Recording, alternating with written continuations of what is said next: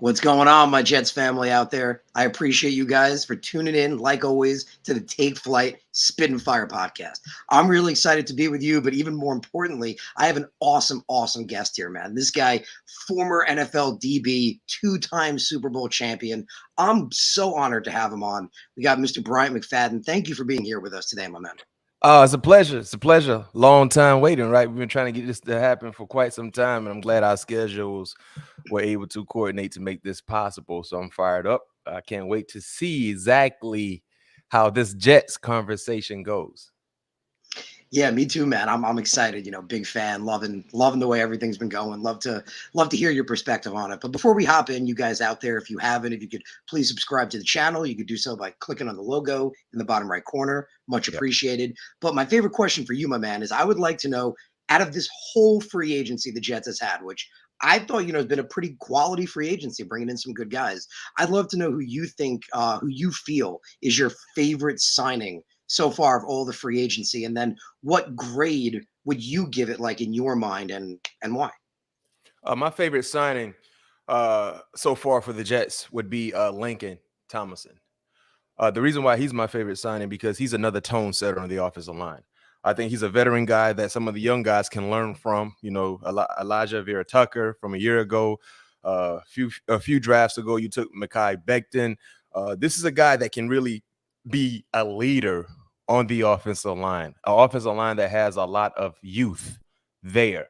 And he plays with a mean streak. I love that about him. And understanding Coach Salah, knowing who he is as a player. Remember, he was out there with Lincoln while he was in San Fran. He understands what type of individual he is on and off the football field. And that's the foundation for the Jets, especially on the offensive side of the football, the offensive line, the continuity that needs to be there, the consistency that needs to be there. He's a guy who has been battle tested, former first rounder some years ago. He's been around the league, been on a few organizations.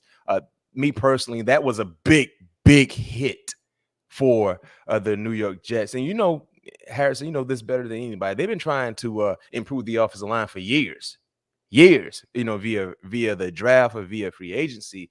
But getting Thomason, and I think it was a good deal for both sides. It wasn't like they overpaid for his services or anything like that. It was a good deal for both sides. I think it's going to be huge for Zach Wilson and the entire offense. And because of all of that, he is my favorite free agent signing. Yeah, I couldn't agree more, man. I mean, I love for the fact Laken Tomlinson coming in there. I mean, former Pro Bowler, staying at his position at left guard. You got AVT, and man, with Becton coming back, if Becton, has looked good, he's been looking pretty healthy. Yeah, and that left side, like you said, you got Thomason left guard, you got left tackle Becton, who seems to be extremely motivated. I've been following some of the activities he's been participating in, getting ready for this season. He's hitting the weight room extremely hard. He's already a massive individual. So if he combines more strength to that and the fundamentals, he can be an all-pro like player this year. And the second question you wanted me to answer was what free agent grade would I give the Jets? I'll say a B. And the reason why I go B is because I love Thomason. I love that move. I think that improves the offensive line dramatically. I love DJ Reed in the secondary. Clearly, the cornerback position, the depth, the lack thereof, has been well documented, especially going back to a year ago. So you pair him up in the secondary. Jordan Whitehead is a little missile. Oh my God, you talking about a pure football player? Don't be down on his measurables. Don't get down on his because he's not a 6'3", 6'4" safety, 200+ guy. This is a guy who plays football, and he plays it the right way. And I like adding him to the secondary because he's a guy who doesn't mind swinging first. You know what I mean? I'm not waiting for someone else to swing. I'm going to just get the fight going right now. I'm swinging. Bow, and let's go. And that's the type of player he is. The thing that I had concerns with, I thought they would be more aggressive in adding more pieces to Zach Wilson. You brought back Braxton, who's a do-it-all player, a good returner, a guy who has really exceeded the expectations, but I thought they would definitely try to add more talent to the wide receiver position. But in all, you brought him back. That was a huge plus. The one concern and the question mark I have for Douglas and his staff, in the front office, you brought in CJ Uzomah and Tyler Conklin. Like, you kind of did what the Patriots did a year ago. Go get Hunter Henry, and then you went and got, what's my tight end from Tennessee? 81. But they spent nice money on two players that play the same position. You know what I mean? And you look at the Jets, it's not a generic style offense. It's not like you're going to see a lot of 12 personnel, which is 2 tight ends, 2 wide receivers. You're going to see a lot of 3 receiver sets. You know what I mean? So going to get both of those players was a little confusing for me. But I give it a B. And then also, too, if you're okay with me doing so, you got to still kind of factor Carl Lawson into this class as well, because he didn't play one ball game last year. And remember, he was the big signing, signing last year on the defensive side. So all in all, I give it a B. And the one concern that I have is, you signed 2 tight ends. Like, who's starting, who's not starting? How much will either guy play? Are you going to slow things down and get into a 2 tight end set formation, mostly offensively? I don't know. We have to see. Yeah, and I think that's a really great point you bring up, and who's going to potentially be the starter at the tight end position. And I've talked about it a little bit.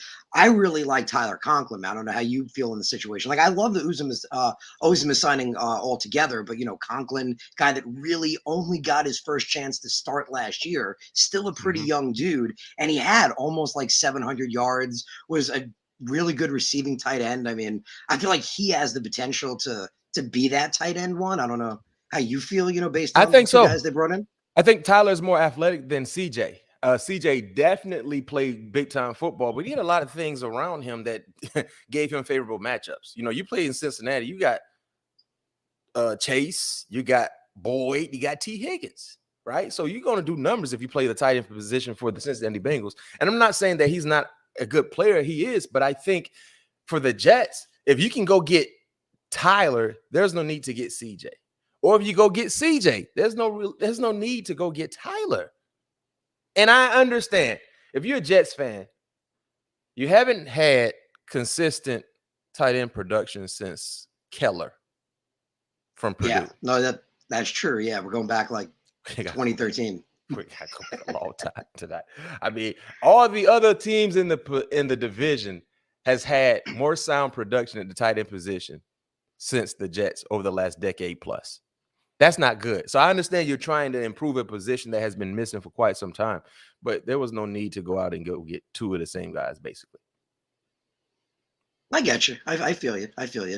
But you mentioned, the DB signings of the Jets, and that's someone I'd really love to, like you said, get more take in your opinion on as a former DB yourself, playing with the Pittsburgh Steelers, killing it in that secondary. You mentioned Jordan Whitehead, man. That dude just hits people. Like, he's like a big hitter. You got DJ Reed, who was one of the best, points in Seattle's secondary last year. Dude looked legitimately as good as any corner in the league. So I'd love to, like you said, mention your thoughts on those 2 guys, but also the Jets CB room, because I feel like a lot of people, felt differently than me. I kind of felt like their room's a little underrated now with guys like DJ Reed, Bryce Hall, who looked like one of the better lockdown corners last year. You got young guys with potential like Brandon Echols. But yeah, I'd love to, hear your thoughts on the CB room, even, that safety room now with, Whitehead being added back into the I was a fan of Hall coming out of Virginia. I thought he had an opportunity to becoming a tweener, because of his size. But he's learned the position fairly well in the National Football League and playing the cornerback position, and then adding DJ Reed, under the radar guy. Lengthy, plays competitive football, does not mind getting in your face and being disruptive at the line of scrimmage. And then you factor in Whitehead, who is a tone setter, right? And one player that I'm excited to see, we didn't see what we thought we would see because of injury, is Lamarcus Joyner. Lamarcus Joyner can still play football.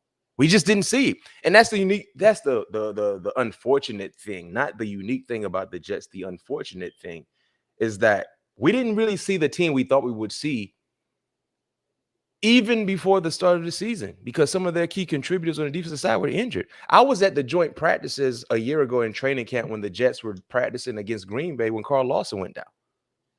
Like, instantly, like, oh, dang. And you still had a lot of time to try to develop guys behind him. But when they lost Carl Lawson, it was like someone Jet fans received a gut punch. They got punched in the gut because Yeah. the expectations were extremely high. Punch. Yeah, expectations were extremely high for Carl, and I thought he was going to have a phenomenal year. So I talked about Lamarcus. I think he's going to really, really show that he still has something left in the tank. You talk about Ashton Davis, very, very athletic, fast guy. I would love to see him become a better tackler of the football.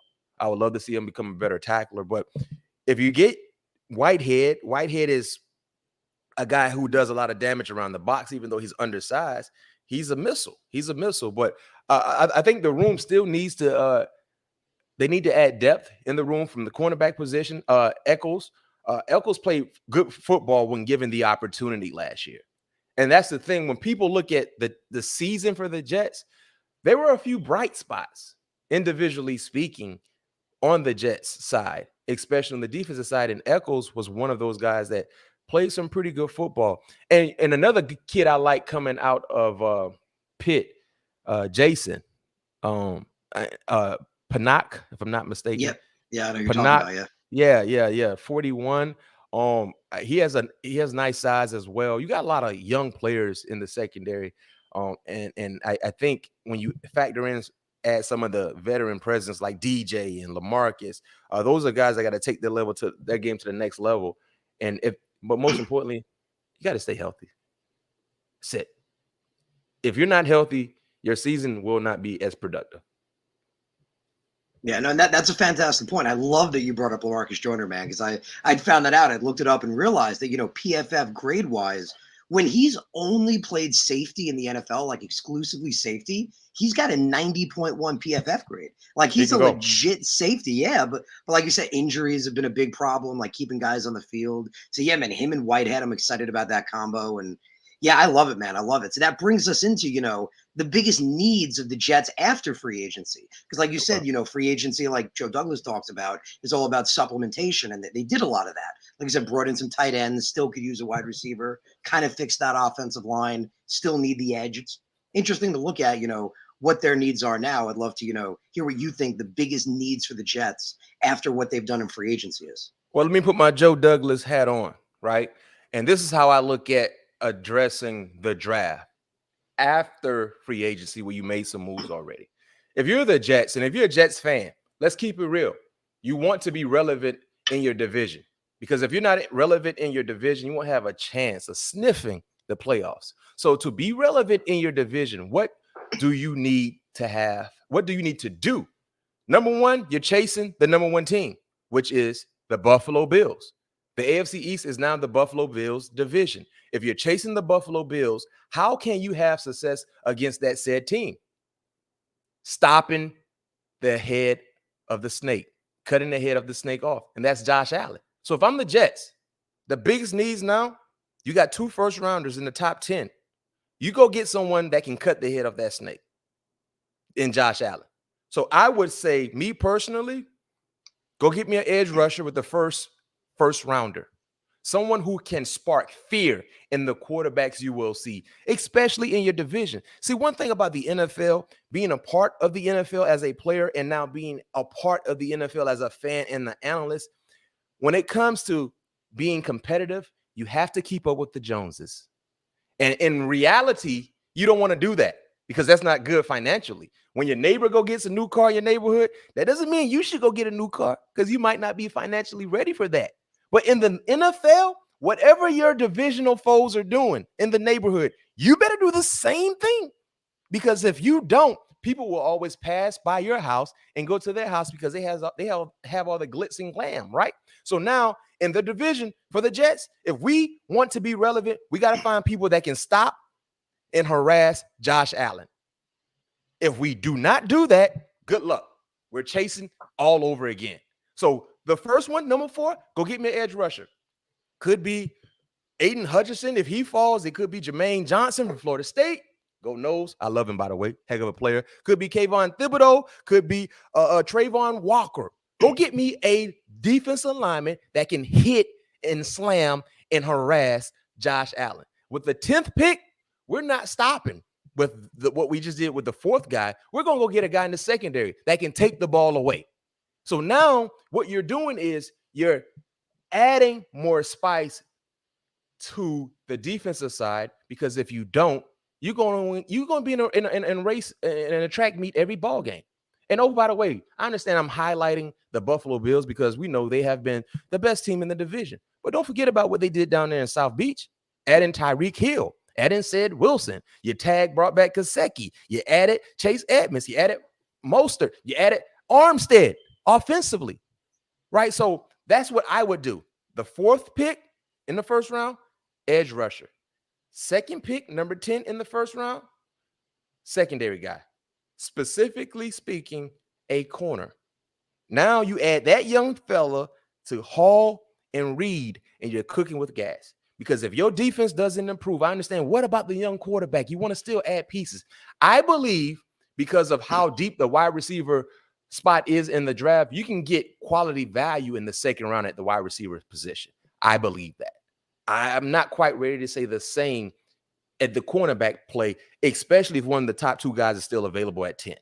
So Jets fans, if you feel what I'm putting down, just give me a nod, tip your hat to me. But me personally, as a GM, as an acting GM, it's all about going to get Josh Allen. We need guys that will harass him, make life miserable for him. And oh, by the way, don't forget about Mac Jones. Don't forget about Tua Tagovailoa. But if you cannot put pressure on Josh Allen and find someone to harass Dylan Gabriel and Diggs and Knox and all those guys, you're always going to be in the top 10 in the draft. Yeah, I feel it, man. I feel it. And all you guys out there, appreciate you guys tuning in. We got Motivated T. He's excited to be here. Kevin making his jokes. Kevin, it's better than 2 p.m. coffee and Snickers bar. We love it, man. We're bringing you what we can, bringing you that football. Matthias seems to agree with you, but a little switched. He's saying maybe Sauce at 4 and Jermaine Johnson at 10. Man, I love that you brought up Jermaine Johnson. I feel like he's been slept on through this whole draft process. Like, I had this guy like months ago. I'm like, I don't get why people don't have him as like the 3rd best edge rusher. Arguably, you could put him in conversation with guys like Hutchinson, guys like Thibb. So I'd love to see what you think on him, because honestly, I love Jermaine Johnson. I feel like arguably he could have the highest ceiling of any of these edge rushers in this entire draft. Listen, and I know people will say, well, you're talking about a Florida State player, B-Mac. I am. But turn on the tape. If you really want to know who Jermaine Johnson is, go watch Jermaine Johnson play against NC State from a year ago. Played against Ickey, who many believe could be the number 1 player in the draft, the offensive lineman from NC State. He gave him hell for 4 quarters. He hit him with almost every pass rushing move that's available. And the thing that I like about Jermaine Johnson, he plays the run so good. He's very, very explosive. He can do damage standing as a rusher or with his hand into the dirt. And I'm right there with you. I think what he has as a pass rusher, he's just starting to scratch the surface of how good he can be. And I think he has a high ceiling, a higher ceiling than some of the other guys. So me personally, that's the thing. I like looking at guys when it comes to drafting a player. Let's look at what they do against other like players that are going to get drafted. Let's see, do they disappear or they show up? One thing I didn't like about Aiden Hutchinson when he played against Georgia, didn't hear him, didn't see him. Played against guys that would be playing on Sunday as well. Didn't see him. Not saying he won't be a good player, but those are things that I look for in the draft, and that kind of helps me, go either direction. But I like Jermaine Johnson. I think he will fit nicely with the Jets because he's a tough guy. He's a tough guy, and he's not just a one-trick pony. He plays the run just as well as he rushes the passer. Yeah, I love that you said that, because I've the more I dug into him, the more I fell in love with him. Like you were saying, I've watched him push offensive linemen tackles like all the way back into quarterbacks, and then make a double spin move and get a running back in the backfield. Like this dude just does everything, checks every box. And guys like, like a Hutch, who's more of, a physical dominant rusher. And then you got a guy like Thibb, who's more of, a finesse moves, constant motor. Like you said, Johnson's just everything. Johnson, I watched this dude, and he just does it all. I mean, and the thing about, me personally, some guys might be more of a finesse type guy. I believe in being physical. I believe in being tough. And for the Jets need to get back to representing what the city is. New York is a tough spot. It's a tough place to live. You got to bring in tough people. to fit the culture. That's why we were so good in Pittsburgh. Pittsburgh is a blue-collar, hard-working town. We brought that same image into the organization. But it starts with establishing that type of culture. And until the Jets find out exactly what their culture is, they're searching. It's like creating a company, creating a brand, and not knowing what our culture is. What do we live by? What do we stand by? What type of employees we want to be in our company associated with us? Do we want guys that cry? Do we want people that don't work hard? Find out what the culture is. Establish the culture. Great organizations in the National Football League that win more than they lose, they have a culture already in place. And that's something the Jets have been searching. You don't know what the Jets, you know how some teams say, play like a Steeler or play like a Raven, or he's a Steeler, or that's a Patriots player. You know what I mean? When you think of the Jets, what represents a Jets player?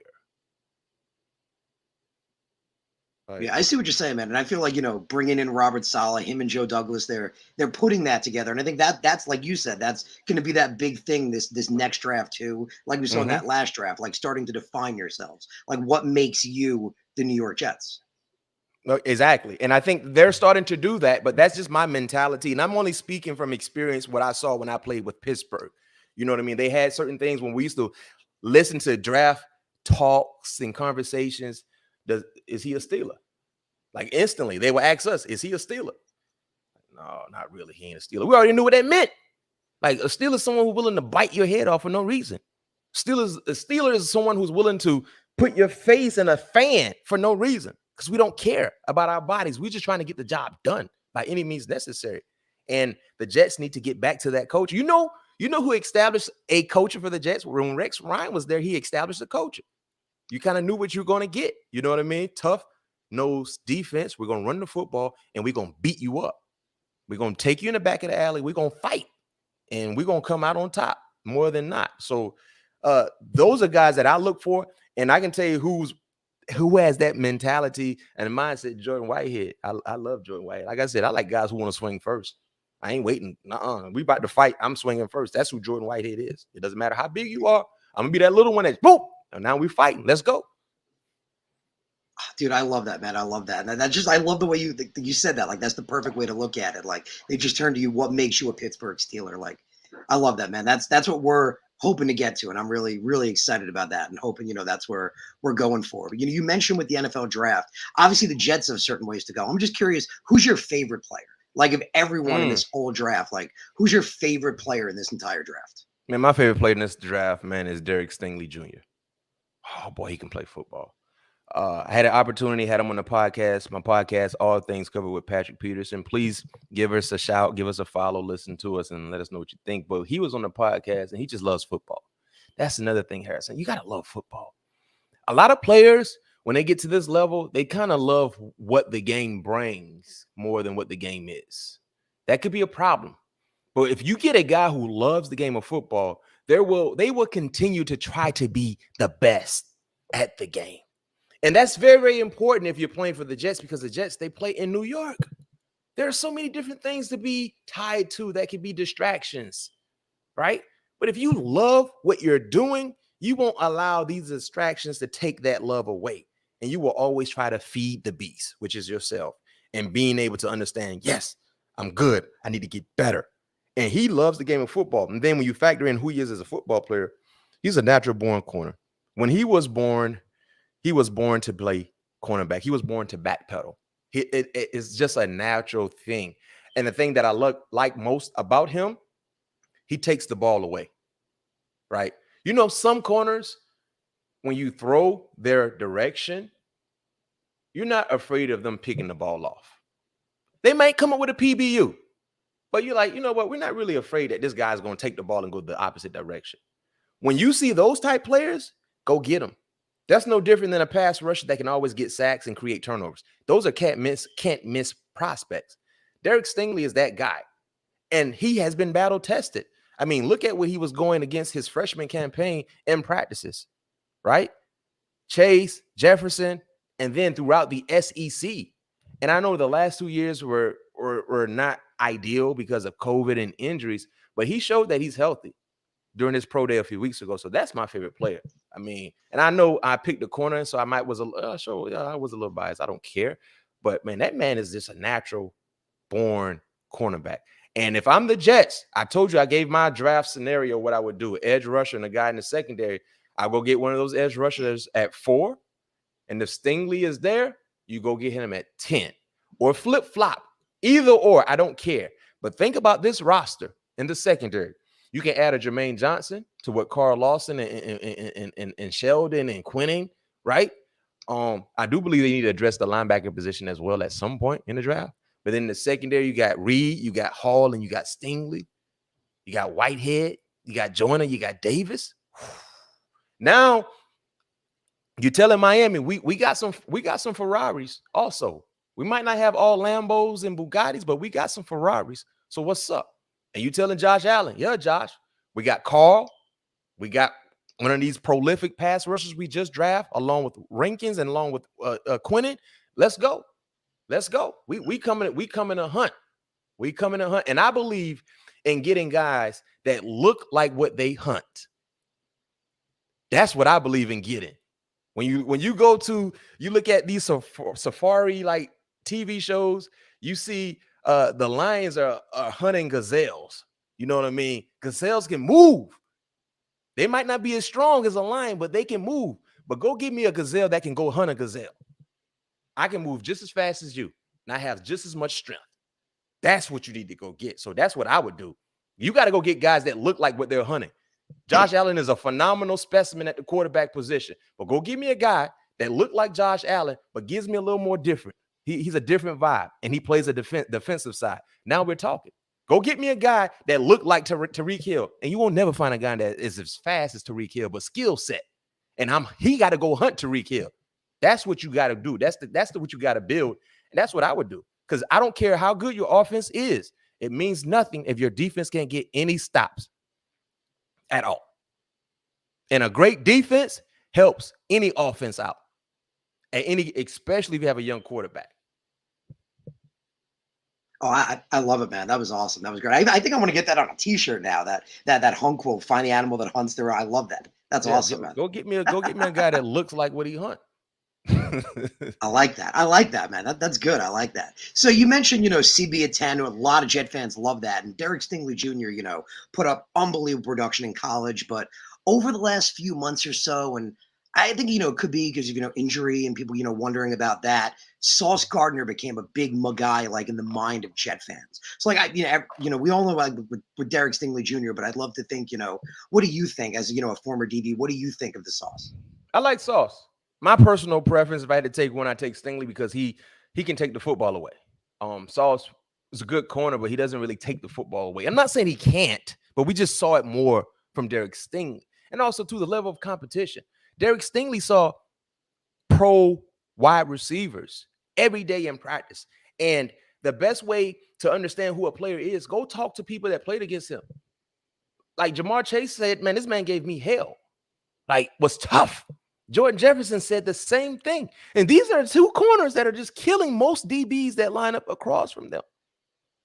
So now the adjusting period might not be as intense for Derek Stingley as it could be for Sauce. It's going to be a big eye-opening experience for both guys. But this man saw bona fide go-getters on the collegiate level at LSU and held his own. Not just held his own, but made big-time plays. So that's just my personal preference because whoever the Jets, let's say the Jets use a corner at number 4, number 10, they're expected to be ready now. As a Jets fan, if they use either one of those picks on a corner at 4 or 10, you're expecting this guy to be ready now. That's the expectations. And barring anything health-related hindering Derek, he's ready now. I mean, as a freshman, if he was able to be drafted, then he would have been the first corner off the board.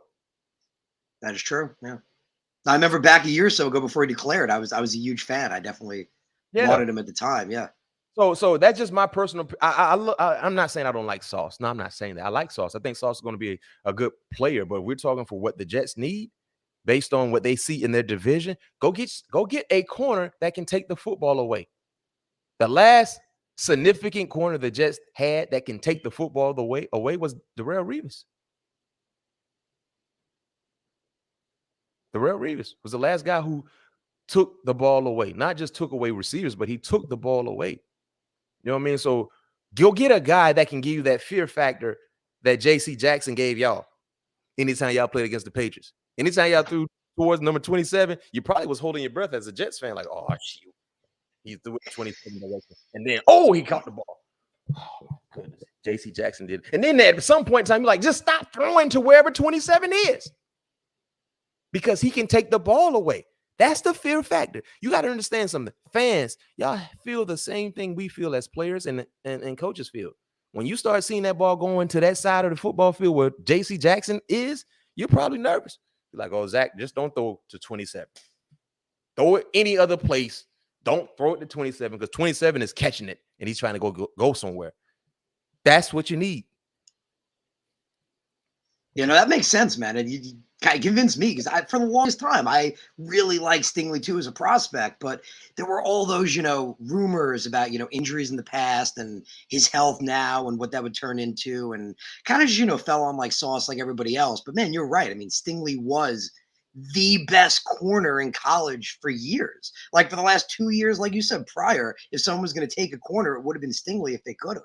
So you just you said you had him on your podcast in the past. I was just curious if you had some information for Jet fans because when it comes to Stingley, that seems to be their only hesitation. Like not that he's not an unbelievable player, but like injury and stuff in the past. I don't know if maybe you had some information about that you can share with Jet fans. I feel like the Liz Frank injury definitely was a concern. If you watch him at his pro day, I'm pretty sure Jets, they had a lot of the staff there to see exactly how he looked. He looked real smooth from what I saw. And it's up to the medical staff to determine, like, this is the guy we need to take our chance on. And this Liz Frank injury is something in the past. I think that's the only knock on Derek Stingley, because if he's healthy, he's healthy, you go get him.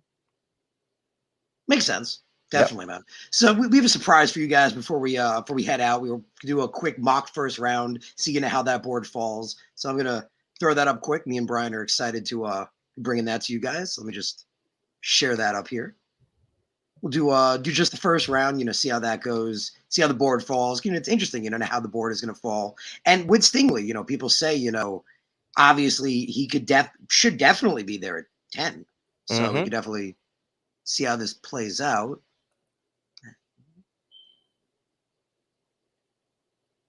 Okay, so that's interesting. So you got Aiden Hutchinson off the board, number 1, which a lot of people have talked about that, happening, and people love him as like the consensus top edge rusher. You got Hamilton at 2 and Evan Neal at 3. So a lot of interesting names. I remember you said you were thinking, edge. You got Trayvon Walker, Thibault, and Johnson, but a lot of other guys too. What do you think we should do here? I go get who was available. So if we're gonna go edge, you got guys like Trayvon Walker, but you got Jermaine Johnson, who I go with Jermaine Johnson. I like it. Let's do Jermaine at 4, man. And again, that guy has unbelievable potential to be the best edge rusher in this draft. So then you got Aquanu off the board, Cross off the board, Walker, Thibodeau. So if we go to the corner room, you got Gardner and I'm figuring we're going Stingley, right, man? Yeah, I'm going Stingley 10. Let's do it. That sounds like a heck of a draft, man. I'm loving it so far. Let's see. Gardner went right after that. Yeah, I'm going. I like James Johnson 4, Derek Stingley 10.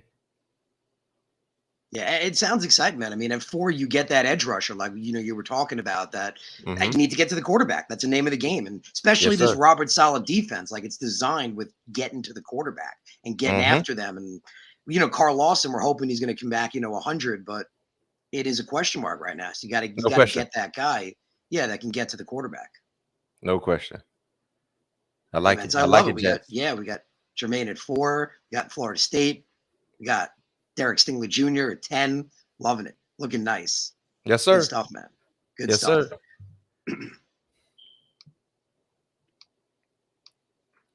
But yeah, so we want to thank you guys for tuning in. We want to thank you guys for being here, for being a part of the Take Flight Spit and Fire podcast. It was an absolute pleasure. Bryant McFadden just bringing amazing facts and spitting the fire, which is what we do here on the channel. So love it, man. Absolutely love it. Again, thank you for being here. Thank you for tuning in.